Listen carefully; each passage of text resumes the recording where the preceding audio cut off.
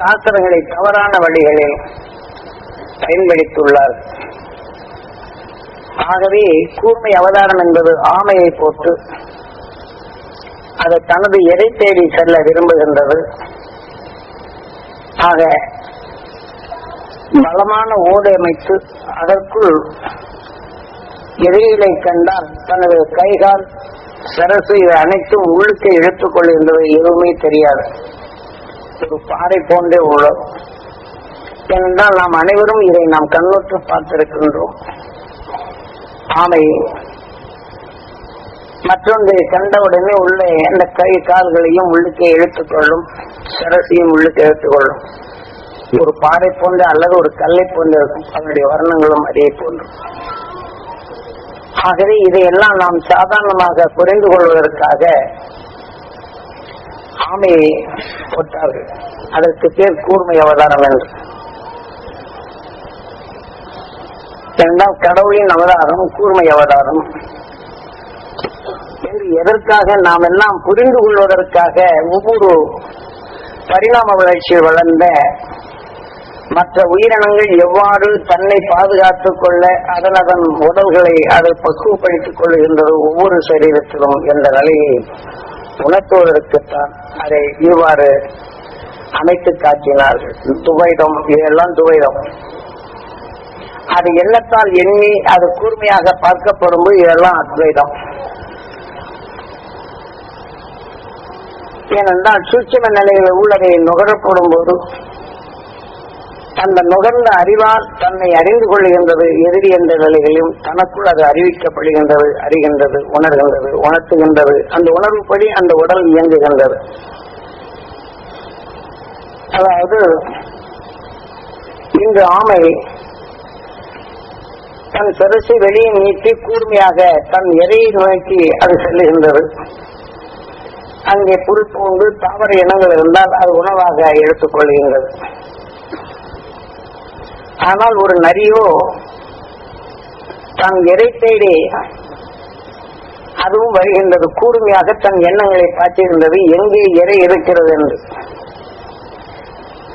இவ்வாறு கூர்மையாக தன் எடை தேடி செல்லப்படும் போது இந்த ஆமையை கண்கொண்டு பார்க்கின்றது. அதை பார்க்கப்படும் போது இதெல்லாம் நாம் தெரிந்து கொள்வதற்காக இந்த காவியத்தை இவ்வளவு தெளிவாக கொடுத்துள்ளார்கள். பார்த்த சாரதி. இப்போ ஆமை நரியை பார்த்துட்டு அதனுடைய உணர்வுகளை நுகர்ந்து அறிந்து தன்னை விழுங்கிவிடும் என்று அஞ்சி அந்த அஞ்சிய உணர்வுகள் தான் நுகர்ந்தவுடன் இதை சாரதியாக பார்த்த சாரதி இந்த உணர்வை இந்த உடலை உடலுக்குள் தலையை இழுத்துக் கொள்கின்றது, கைகால் அங்கங்களை. நரியோ இதை பார்த்தபின் பார்த்த சாரதி இந்த ஆமையின் உணர்வை நுகர்ந்த பின் தனக்கு உகந்தது உணவுக்கு உண்டானது என்ற நிலை நகர்ந்து வருகின்றது. நான் பார்த்த சாரதி இதுவும் பார்த்து கண்களால் பார்த்து தன்னை பாதுகாக்க கொள்ளக்கூடிய இந்த உணர்வுகள் சாரதியாக அமைகின்றது. நரிக்கும் நரியுடைய கண்கள் இதை பார்த்த பின் தனக்கு எரைக்கு உகந்தது என்று பார்த்து அது நகர்ந்து வருகின்றதுதான் சாரதி என்று. இருப்பினும் இந்த ஆமை கூர்மையாக அந்த நரியை உற்று பார்க்கின்றது. அந்த உணர்வின் வலிமை இந்த ஆமையின் உடலுக்குள் அதிகமாக சேர்கின்றது. அதிகமாக சேர்ந்த பின் அந்த நரியின் எண்ணமே இதற்கு உருவாகின்றது. அதிகமாக அதனிடமிருந்து தப்பிக்கும் எண்ணங்களே வருகின்றது.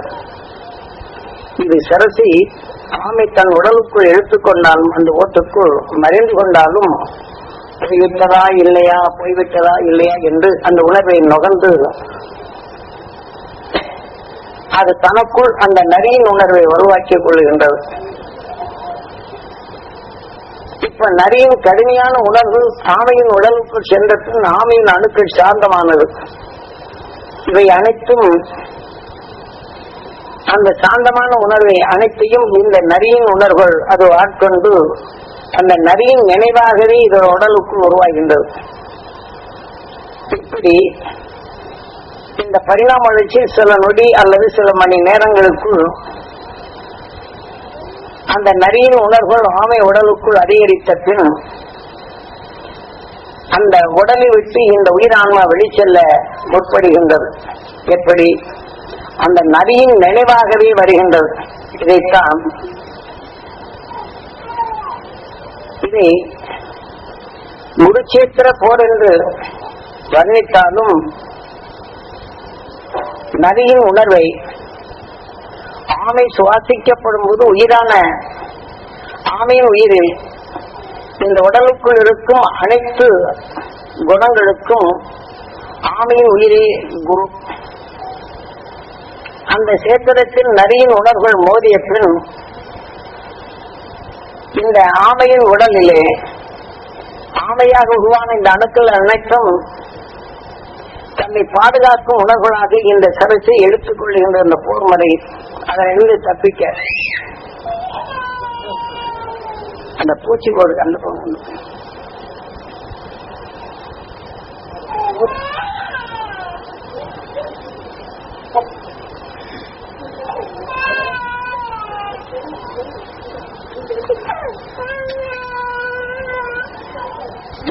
இவ்வாறு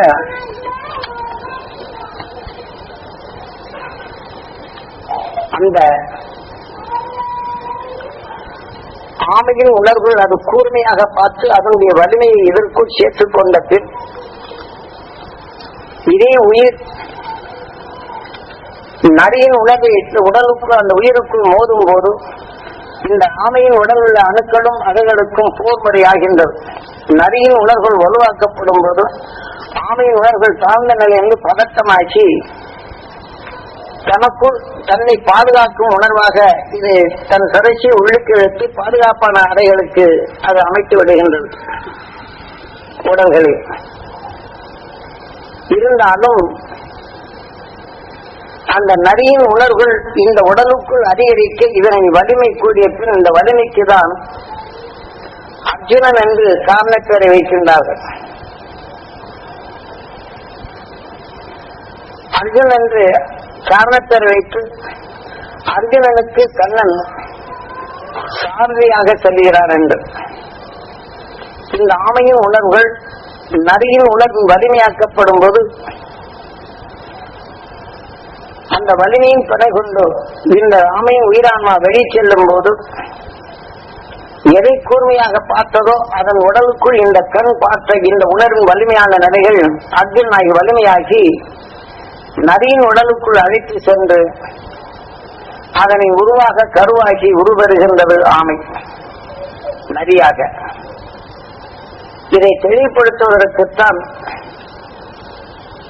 இவ்வாறு காரியங்களை அமைத்தார் வியாசக பகவான். நாம் பரிணாம வளர்ச்சியில் எத்தனை நிலைகள் பற்றி நாம் வந்தோம் என்ற உண்மையை உணர்த்துவதற்காக இந்த கண்கள் எதை கூர்மையாக பார்க்கின்றதோ அதன் வலிமையாக இருந்தால் அதன் வழியை தனக்குள் சேர்த்து அதன் வெளியே நாம் இந்த உடலை விட்டு செல்லும் போது எதை வலிமையாக என்னமோ அந்த உடலுக்குள் சென்று பரிணாம வளர்ச்சி அடைகின்றது என்ற நிலையை உண்மையை உணர்த்தினார்கள். அதாவது இன்று ஒரு நோயாளியை நீங்கள் நாம் போய் பார்க்கிறோம் என்று வைத்துக் கொள்வோம். அந்த நோய் மிகவும் கடுமையான விஷத்தை கொண்டது. மனித உடலில் உள்ள உருவாக்கிய அந்த அணுக்களை அது பலவீனப்படுத்தி நோயாக உருவாக்குகின்றது. ஆனால் நந்தன் என்ற முறையில் அவரை உற்று கூர்மையாக பார்த்து உனக்கு இப்படி ஆகிவிட்டதா என்று ஏங்கி பெறும்போது அவருடைய வேதனையான உணர்வுகளால் நோர்ந்த பின் உயிரான குருட்சேத்திரத்தில் மோதுகின்றது. ஆனால் நந்தன் என்ற உணர்வு கொண்டு அவரை காக்க வேண்டும் என்ற எண்ணம் கொண்ட நமது உடல் உள்ள அணுக்கள் அவர் பக்குவமாக உதவி செய்யும்படி செய்கின்றது. ஆனாலும் அவர் உடலில் வந்த வேதனையான உணர்வுகள் நமக்குள் அதிகமாக பரவுகின்றது. நம் உடலிலே பலவீனம் அடைகின்றது. அவ்வாறு பலவீனம் அடையப்படும் போது நாம் அவர் வேதனைத்தால் அவர் அழுதாலும் நாம் நண்பன் என்ற முறையில் அவர் வேதனைப்படுவதை பார்த்து நாமும் சோர்வடைந்து வேதனைப்படும் நிலை வருகின்றது. அந்த உணர்வை சுவாசித்த நாமும் ஆகவே இதை போன்று அந்த வேதனை கண்டு அவருக்கு வேண்டிய உதவி செய்தாலும் அவர் உடலில் விளைந்த வேதனை என்ற உணர்வு நம் உடலுக்குள் அதிகமாகிவிட்டார். அந்த மனிதன் உடலை விட்டு இந்த வேதனை தாழாது உயிரான்மை வெளிவரும் போது அந்த உடலில் விளைந்த அந்த விஷமான அந்த வேதனை உருவாக்கும் உணர்வுகள் நம் உடலுக்குள் இருந்தால் யார் பரிவாக எண்ணினார்களோ அவர் உடலுக்குள் வந்து விடுகின்றது. பரிணாம வளர்ச்சியில் எப்படி ஆணை நரியின் உடலுக்குள் புகுந்தது, சாந்தமான மான் புலியை பார்த்து அது கூர்மையா பார்த்து அதனுடைய வலிமையை எடுத்து தனக்குள் எடுத்துக்கொண்ட பின் பார்த்த சாரதி என்ற நிலையில் அதன் வழியில் சென்றாலும் அந்த வலிமையான நரி அதாவது புலியின் உணர்வை மானின் உடலுக்குள் அதிகமாக்கப்படும் போது அதன் வலிமை கொண்டு உடலை விட்டு சென்ற மானின் உயிரான்மா புலியின் உடலுக்குள் சென்று அந்த உணர்வின் தன்மை கருவாக்கி புலியாக மாறுகின்றது. பரிணாம வளர்ச்சி.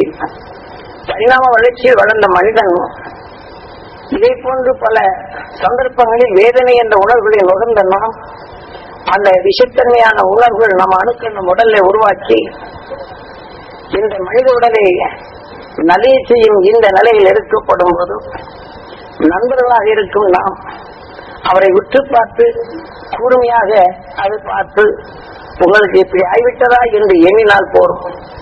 அவர் உடலில் உள்ள வேதனையான உணர்வுகள் நாமும் சுவாசிக்க நேருகின்றது. அவ்வாறு சுவாசித்தால் அவர் உடலில் விளைந்த நோயின் அந்த விஷத்தன்மை நமக்குள்ளும் பரவி விடுகின்றது. ஆனால் அவர் மடிந்து விட்டால் அவர் உடலில் விளைந்த உணர்வுகள் நம் உடலில் அதிகமாக இருப்பதால் அந்த ஆன்மா நம்ம உடல் எடுத்துக் கொள்ளுகின்றது. அவர் உடலில் வந்த நோய்கள் எதுவோ அதே போல நமக்குள் வேதனை உருவாக்கும் அணுக்கள் நமக்குள் பெருக தொடங்கி விடுகின்றோம். அப்படி பெருகிவிட்டால் எந்த உடல் வேதனையான அந்த ஆன்மா நம்ம உடலுக்குள் வந்துவிட்டால் நமக்குள் இதுவே நோயை பரப்ப செய்துவிட்டு இந்த உடலை வீழ்த்திவிட்டு இந்த விஷத்தன்மையான அணுக்களை அதை வளர்த்துக் கொண்டு அதை வெளியே செல்லும் போது இந்த உடலில் எத்தகைய விஷங்கள் இருக்கின்றதோ இந்த விஷத்துக்கு தன்மை ஒப்ப ஆக இதே போல பரிணாம வளர்ச்சியில் வளரும் ஒவ்வொரு உடல்களுக்கும் ஒவ்வொரு விதமான விஷத்தன்மை உண்டு. அந்த விஷத்தன்மை அளவுகோல் எதுவோ அந்த விஷம் கொண்ட உடல்கள் புகுந்து பரிணாம வளர்ச்சி தேய்முறையாக மாறிவிடுகின்றது. மனிதனுடைய எண்ணம் வருவதில்லை. ஆனால் இந்த மனிதனோ மதியப்பும் போது யார் மீதாவது பற்றோ எனக்கு இவரால் தான் எனக்கு துன்பம் ஏற்பட்டது என்று எண்ணி இந்த எண்ணத்தை வலுவாகித்தால் அவர் உடலுக்குள் போகுது.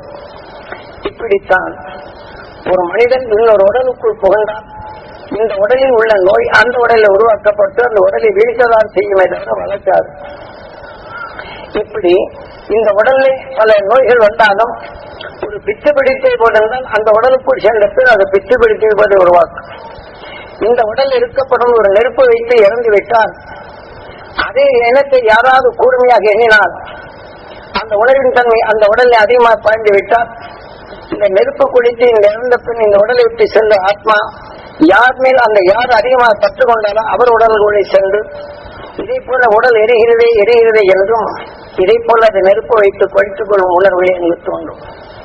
இது மனிதன் பரிணாம வளர்ச்சி கொண்ட பின் இப்படி இதே போல ஒரு மனிதன் இருதயம் சீராக இயங்காதபடி ஹார்ட் அட்டாக் என்ற நிலையில் இறந்தாலும் அவன் கடைசி நிமிஷத்தில் யார் மீது எண்ணங்கள் கொண்டு இந்த உடலை விட்டு செல்லுகின்றதோ குழந்தை மேல ஆரம்பத்திலிருந்து நண்பன் மேலோ அல்லது கணக்குகளுக்கு எல்லாம் அவர்கிட்ட தெரியுமே அவர் எங்க ஒப்படைக்காம போயிடுகின்றாரோ நான் மரணமடையும் நிலையில் இருக்கின்றதே என்று கடைசி முடிவில் எண்ணினார் அந்த நண்பன் உடலுக்குள் அந்த உடலுக்குள் புகுந்த பெண் இதே ஆட்டத்தாகி அதையும் அடிச்சு மனித உடலில் எது விளைந்ததோ அதேதான் அந்த உடலுக்குள் செயல்படுகின்றது. இதே போன்று மனிதனின் உடலில் தீமைகள் வருவதை அகற்றும் நினைவினால்தான் இன்று சூர சம்பாரம் என்றது. இந்த கந்தர் சக்தி என்றால் நாம் பல கோடி சரீரங்களை பல நிலைகளை இணைத்து இன்று மனிதனாக பிறந்துள்ளோம். இன்று மனிதனாக பிறகு சரகண பவா குகா கந்தா கடம்பா கார்த்திகேய நாம் பல கோடி சரீரங்களை சேர்த்து இந்த உடலில் கந்தா வருவதை அழைத்து அறிந்து கடம்பா உருவாக்க தெரிந்து கொண்டவன் என்ற நிலை கார்த்திகேய என்று காரண பேரை சூட்டுகின்றார். இப்போ ஒரு மனிதன் உடலே நோய் என்று தெரிகின்றது. அந்த நோய் என்ற நிலையில் நாம் காக்க புறப்படுகின்றோம். ஆனால் அது நுகர்ந்த பின் அது உடல்ல நோய் நமக்குள் வந்து விடுகின்றது. இந்த நோய் வராதபடி தடுக்க வேண்டும். இந்த 6வது அறிவார். கார்த்திகேயால் நாம் தெரிந்து கொள்கின்றோம் நோய் என்று. அவர் வேதனைப்படுகிறார் என்றும் தெரிந்து கொள்கின்றோம்.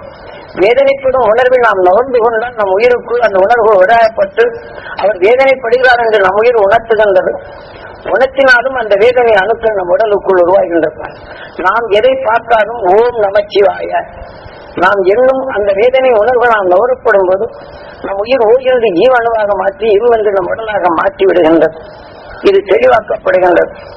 ஆக இவ்வாறு நாம் பல கோடி சரீரங்களில் நாம் தன்னை காட்டும் வலிமை கொண்ட உணர்வுகளை சுவாசித்து பரிணாம வளர்ச்சியில் வளர்ந்து இன்று நாம் மனிதனாக வளர்ந்த பின் பிறருடைய துன்பங்களை நாம் கேட்டறிந்தால் அதை கண்டா அதை நமக்குள் சேர்த்த பின் கடம்பா நமக்குள் உருவாக்கி விடுகின்றது நமது உயிர்.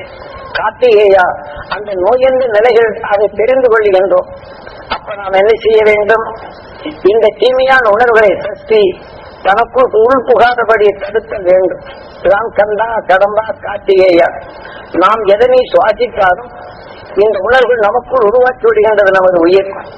கார்த்திகேயா ஆக இதை நாம் உருவாக்கி விடுகின்றது. அந்த வேதனை நமக்கு உருவாக்கி விடுகின்றது என்ற நிலையில் நாம் தெரிந்து கொள்கின்றோம். இப்ப நாம் அவர் வேதனைப்படுவதை நாம் சுவாசித்த பின் ஓம் நம் உடலாய்ந்து ஓம் நம சிவாய சிவாய நம ஓம்.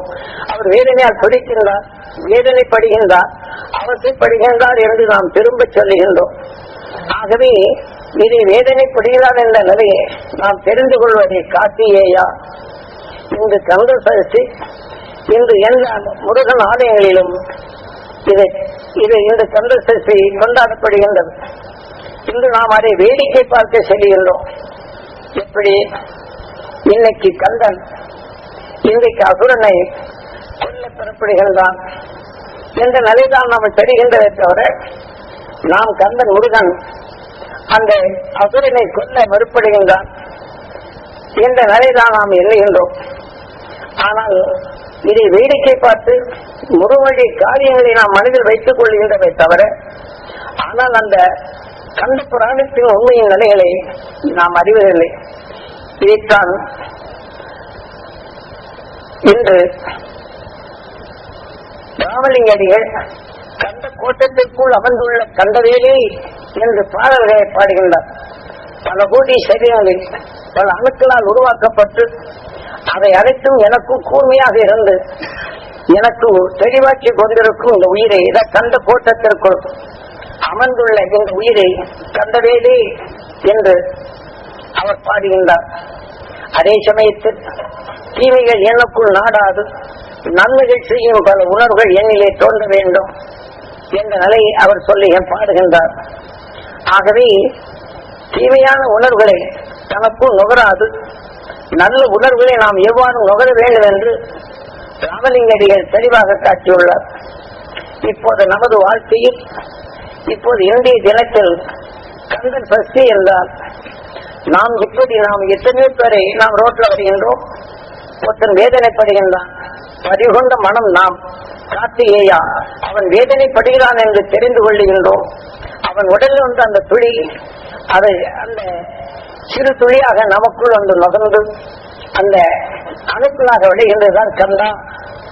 நாம் உயிருக்குள் இது பட்ட பின் கடம்பா உருவாக்கி விடுகின்றது.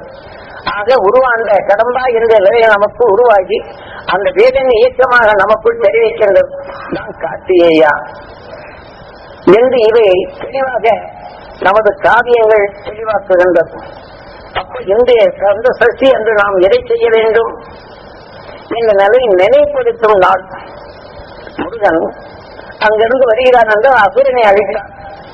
ஆக நாம் 6வது அறிவு கொண்ட நாம் நமது வாழ்க்கையில் எத்தனையோ தீமைகளை பார்க்கின்றோம், வேதனைப்படுவரை நாம் பார்க்கின்றோம், அவசைப்படுவரை பார்க்கின்றோம், கோபப்படுவரை பார்க்கின்றோம், கொதித்து எழுவரை பார்க்கின்றோம்.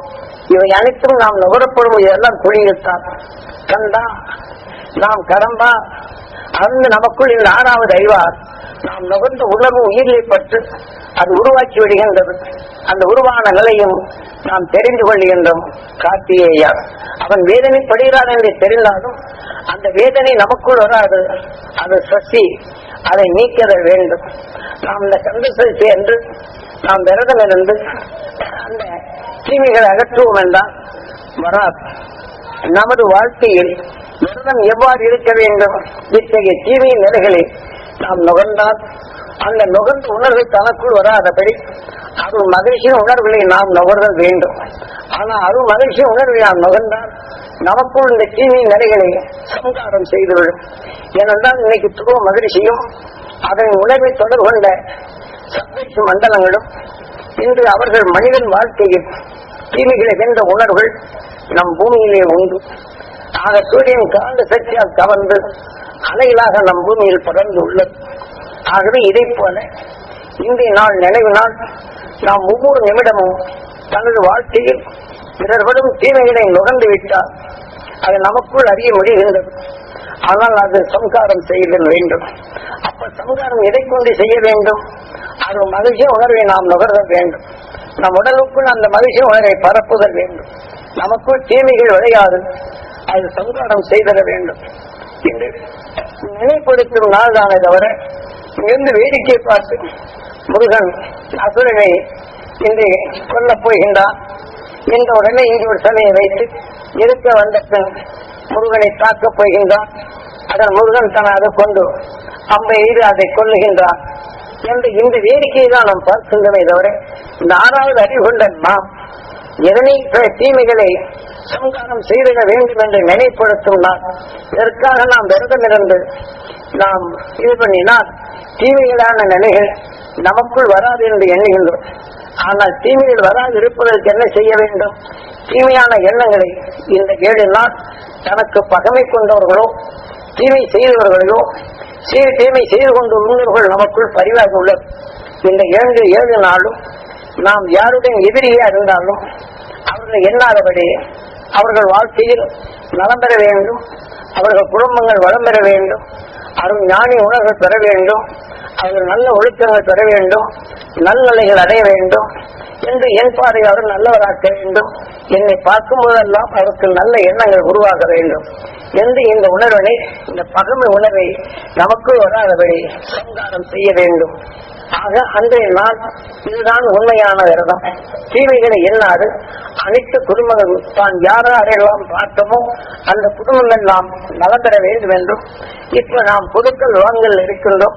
ஒருவர் கொடுக்கவில்லை என்றால் மோசம் செய்து விட்டார், எனக்கு இப்படி துரோகம் செய்து விட்டார் என்று நாம் வேதனை செய்யும் போது அந்த வேதனையில் ஒன்று நமக்குள் வரும்போது ஒரு பாதிலே விஷத்தை போட்டு வைத்தார், அதில் பாதாமியை கலந்திருந்தாலும் பாதாமிக்கு சக்தி இல்லாமல் போய்விடுகின்றது. ஆனால் அதே சமயம் நாம் பருகி அந்த உணர்வுகள் நமக்குள் நம்மை மயங்க செய்து விடுகின்றது, சிந்தனை இல்லாத செயல்களை செய்து விடுகின்றோம். ஆனால் இதே போல நாம் ஒருவருக்கு கடன் கொடுத்திருக்கின்றோம், அதை கொடுத்து சொன்ன நேரத்தில் வரவில்லை என்றால் நாம் வேதனைப்படுகின்றோம். சாதாரண மனிதனாக இருக்கும்போது நான் அன்னைக்கு உதவி செய்தேன், எனக்கு காலத்தில் கொடுக்கவில்லை, என்னை ஏமாற்றுகிறான் என்ற வேதனை ஒரு வரம் படுகின்றோம். அந்த வேதனையின் விஷயத்தை நாம் உணவு உட்கொண்டால் அந்த உணர்வுகள் நாம் நல்ல குணங்களை அதை ஆட்கொண்டு நமக்குள் அது நோயாக விளைய தொடங்கி விடுகின்றது.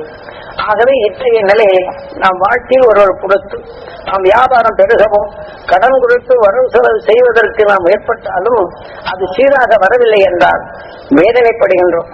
அந்த வேதனையான உணர்வு நாம் சுவாசித்து விட்டால் இது விஷம்.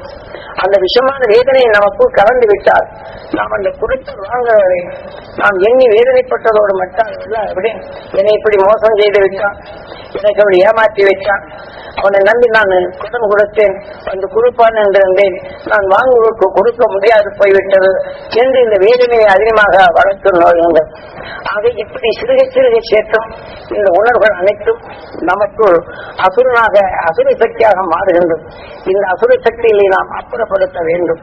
எப்படி இந்த 6வது அறிவு துணை கொண்டு 7வது அறிவாக இருந்து உருவப்பெற்ற அந்த துருவ மகிழ்ச்சி உணர்வுகளை நாம் நுகர்ந்து தன் உடலுக்குள் செலுத்தி இந்த உணர்வின் தன்மை கொண்டு அந்த யார் நம்மளுக்கு கொடுக்க வேண்டுமோ அவருக்கும் அந்த வியாபாரம் ஆக வேண்டும், நம்மளுக்கு கொடுக்க வேண்டும் என்ற எண்ணம் வேண்டும். நம்மளை நினைக்கும் போதெல்லாம் அவருக்கு நாம் பார்ப்பதெல்லாம் அவர் நான் நினைக்கும் போதெல்லாம் அவர் உயர்ந்த நிலையை பெற வேண்டும், அவர் தொழில் வளம் பெருக வேண்டும். வேண்டும் என்ற இந்த உணர்வினை நாம் செலுத்திவிட்டால் நமக்குள் அந்த பகமை கொண்ட உணர்வுகளோ வேதனையான உணர்வுகளோ நமக்குள் வர அவருடைய அது சம்காரம் செய்கின்றோம். அதே சமயத்தில் நம் எண்ணங்கள் இந்த 6வது அறிவு கொண்டு அவருக்கு வியாபாரம் பெருக வேண்டும் என்று நாம் சொல்லிவிட்டால் அவர்கள் யானை வரும் பின்னே மணி ஓசை வரும் முன்னே என்பது போல நாம் இங்கிருந்து செல்லும் போது அவருக்கு வியாபாரம் பெருக வேண்டும் என்று சொல்லி பலமுறை சொல்லிவிட்டால் நாம் இங்கிருந்து செல்லும் போதெல்லாம் செல்வதற்கும் அந்த வியாபாரமும் பெருகிருக்கும். நாம் செல்லும் நேரமும் காசு ரெடியா இருக்கும், நாம் வாங்கலாம். இது உங்கள் அனுபவத்தில் தெரிந்து கொள்ளலாம். ஆகவே தீமை என்ற உணர்வுகள் நமக்குள் புகாதபடி அது சம்காரம் செய்தல் வேண்டும் என்று நினைப்படுத்தும் நாள் தான் இந்த கந்த சதுர்த்தி. இதற்கு முன் தீபாவளி என்ற நாள் வந்தப்பின் 7வது நாள் இதை கொண்டாடுகின்றார். ஆக நாம் அசுர சக்திகள் நமக்குள் வராதபடி உலகம் முழுவதுக்கும் நாம் யாரையெல்லாம் சந்தித்தோமோ அந்த குடும்பங்கள் நாம் தெரிந்திருக்க வேண்டும், மகிழ்ந்து வாழ வேண்டும், மகிழ்ச்சி பெறும் நிலையில் பெற வேண்டும், அவர்கள் குடும்பங்கள் அவர்கள் தொழில்கள் வியாபாரம் பெருகியிருக்க வேண்டும் என்று எண்ணங்களை யோகபெற்ற ஆகிய தீபாவளி அன்று இதை போல எண்ணினார் என்றால் அவர்கள் உடல்களில் எத்தனை பேரை சந்தித்தார்களோ பகமை உணர்வுகளோ ஆக கொடுக்கல் வாங்கல்களை வெறுப்போ கோபமோ ஆக நாம் பார்த்த ஒவ்வொரு நோயாளியின் உணர்வுகள் நமக்குள் பதிவாகியிருந்தாலும் அந்த இடத்தில் நாம் தீபாவளி அன்று காலையில் என்ன செய்யறோம், எண்ணெய் தேய்ச்சி 4:30 மணிக்கெல்லாம் எண்ணெய் தேய்ச்சி முடிக்க விடுவார்கள். விடுவதற்கு முன் அசுரனை இறந்த நாள் என்ற நிலையில் நாம் நினைவு கொண்டாடுகின்றோம். இதை எதற்காக நினைவு கொண்டாடுகிறோம் என்று நாம் தெரிவதில்லை. காலையில் இந்த துருவ நட்சத்திரம் உருவாக்கி வெளிவருகின்றது. ஆக துருவ நட்சத்திரமானது யார்? மனிதனின் வாழ்க்கையில் துருவ மகரிஷி தீமைகளை வென்று தான் கணவனும் மனைவியும் வசிஷ்டரும் மந்திரி போன்று வாழ்ந்து நலாயினி போன்று கணவனின் மனைவியும் ஒருவரை ஒருவர் மதித்து நடந்து மனைவி தான் பெற்ற உயர்ந்த சக்தியை தான் கணவனுக்கு பெற வேண்டும் என்றும் கணவன் தான் பெற்ற சக்தி அனைத்தும் தன் மனைவிக்கு பெற வேண்டும் என்றும் இப்படி இரு உணர்வு ஒன்றாகி உணவின் தன்மை உடலை விளைவிக்கின்றார். அப்படி விளைவித்த உணர்வுகள் தான் இந்த இரு உணர்வும் ஒன்றாகி இந்த ஜீவிகள் அகற்றும் சக்தி ஒன்றாக இணைந்து கொண்ட பின் எவரிடமென்று சாவித்திரை தன் கணவனை நீச்சினார் என்று 2 கணவனும் மனைவியும் இந்த வாழ்க்கையில் ஒன்றி நடந்து கொண்ட பின் இந்த உணவின் தன்மை ஒன்றாக இணைந்து இந்த உடலை விட்டு சென்ற பின் இன்று துருவ நட்சத்திரமாக இயங்கி கொண்டுள்ளார்கள். தான் துருவ மகிழ்ச்சி துருவ நட்சத்திரமானான் என்றது.